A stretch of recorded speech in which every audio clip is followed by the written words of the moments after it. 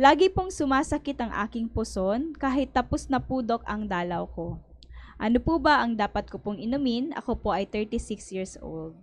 Ang ma-advise ko po is una magpa-urinalysis po kayo. Pa-examine nyo yung ihi. Baka meron kayong UTI o cystitis, infection sa pantog. Kung negative po yan, I would suggest na kayo po ay magpa-ultrasound. Okay? Para malaman natin kung may mangyayaring problem dun sa loob.